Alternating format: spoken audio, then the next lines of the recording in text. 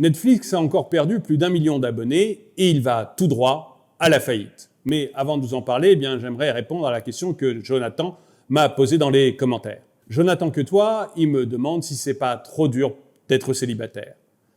Tu sais, Jonathan, c'est l'éternelle question. L'ennui d'être seul, l'envie d'être deux et la peur d'être trois. Vous-même, si vous avez des messages à me laisser, n'hésitez pas à le faire dans les commentaires. Bonjour et bienvenue dans cette nouvelle vidéo de Draw My Economy. Comme toujours, si vous n'êtes pas abonné, je vous suggère de le faire et de cliquer sur la cloche pour être prévenu lorsque je sors une nouvelle vidéo. Jean est chômeur.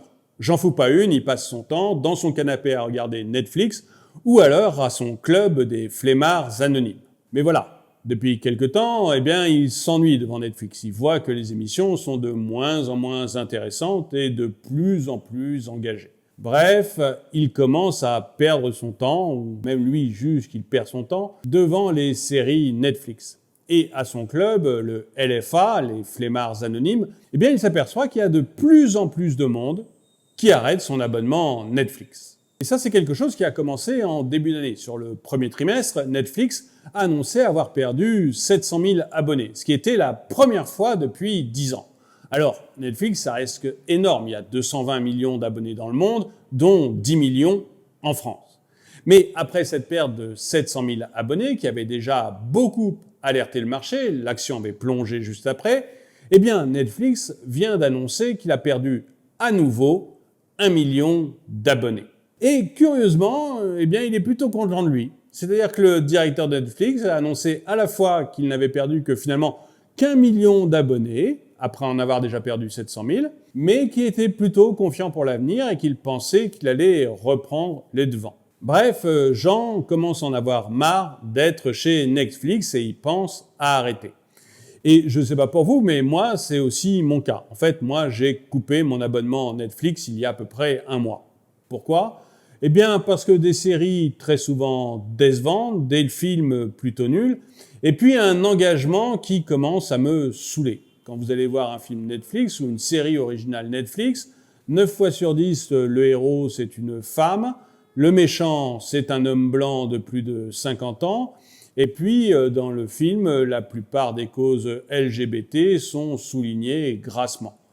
Bref, c'est un engagement qui ne correspond pas au mien et je ne vois pas l'intérêt de regarder ces films qui me déçoivent de plus en plus. Moi, curieusement, quand je vais voir un film, je ne vais pas voir un film engagé, je vais voir un film qui me détend.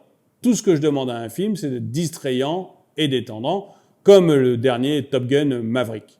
Le reste, ça ne m'intéresse pas énormément. Et c'est peut-être votre cas aussi, n'hésitez pas à me le dire dans les commentaires. En tout cas, il y a à peu près 2 millions de personnes qui ont pensé comme moi et qui ont décidé d'arrêter Netflix. Et donc, c'est le cas de Jean. Mais Netflix, eux, pensent qu'ils vont réussir à redresser la barre. Pour redresser la barre, Netflix compte surtout sur la 4e saison de Stranger Things, qui a priori est très bien, en tout cas c'est ce que tout le monde dit, et sur un film des frères Russo, ceux qui avaient fait Avengers Endgame, qui doit sortir prochainement. Bref, 2 produits qui devraient lui permettre de redresser la barre et, il espère, regagner 1 million d'abonnés. Moi, je ne sais pas, mais 2 produits pour regagner 1 million d'abonnés, ça me paraît compliqué. Ceci dit, je suis moins compétent que le président de Netflix pour savoir ça. Ceci dit, comme dit Jean, maintenant, il y a quand même beaucoup de concurrents avec des catalogues importants. Donc, les belles années de Netflix où il était quasiment tout seul, ils sont probablement derrière lui. Il reste le leader, mais tout de même. Et puis, même si Netflix connaît un petit rebond, grâce au film des frères Russo ou à la 4e saison de Stranger Things, il va falloir prévoir de faire quand même pas mal d'autres films ou pas mal d'autres séries pour fidéliser tout ce monde.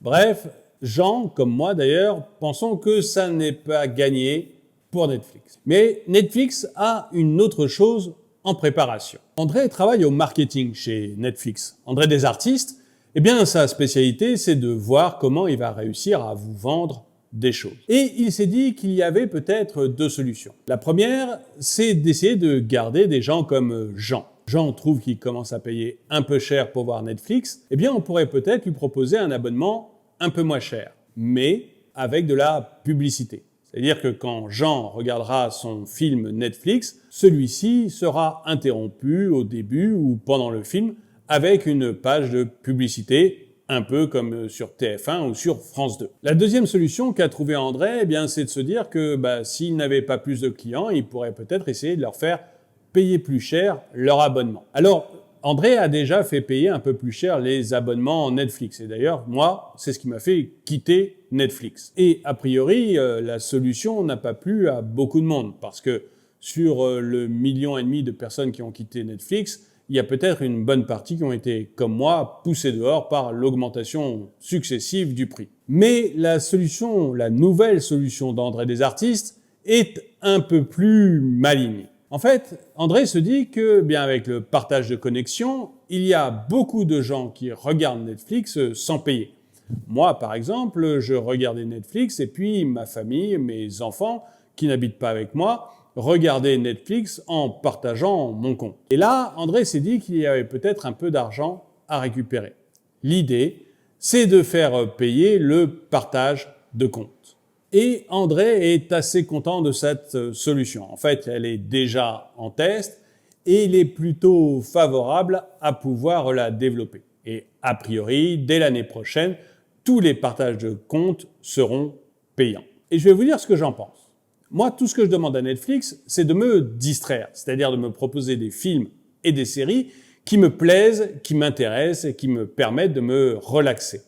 Je ne veux pas de messages politiques dans mes films et dans mes séries, et je ne veux pas forcément un abonnement moins cher et encore moins un abonnement plus cher. Le prix, il me convient comme il est, si je peux me distraire. Bref, à mon avis, tous les petits trucs qu'essaye de trouver Netflix avec son prix, avec de la publicité au milieu des films pour nous faire payer moins cher ou nous faire payer un peu plus cher le partage de connexion, ça n'a aucun sens. Ce que l'on veut, c'est que Netflix recommence à produire des films et des séries qui nous plaisent, qui nous distraient et qui nous intéressent. Sinon, ça ne marchera jamais. Et j'aimerais bien savoir ce que vous en pensez.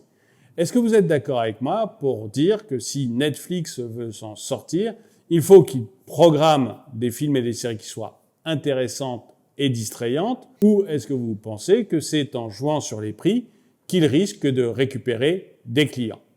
Dites-le moi dans les commentaires. Et pour ceux qui doutent que des grosses entreprises comme Netflix risquent de faire faillite, eh bien, je vous invite à regarder cette vidéo Top Tortue sur des entreprises qui à l'époque étaient gigantesques et qui ont quand même fait faillite. Je vous mets un lien dans la description. Et le dicton du jour, les hommes naissent libres en égaux. Merci d'avoir regardé cette vidéo, mettez-lui un pouce vers le haut, commentez-la, partagez-la. Merci à tous ceux qui soutiennent la chaîne et je vous dis à très bientôt.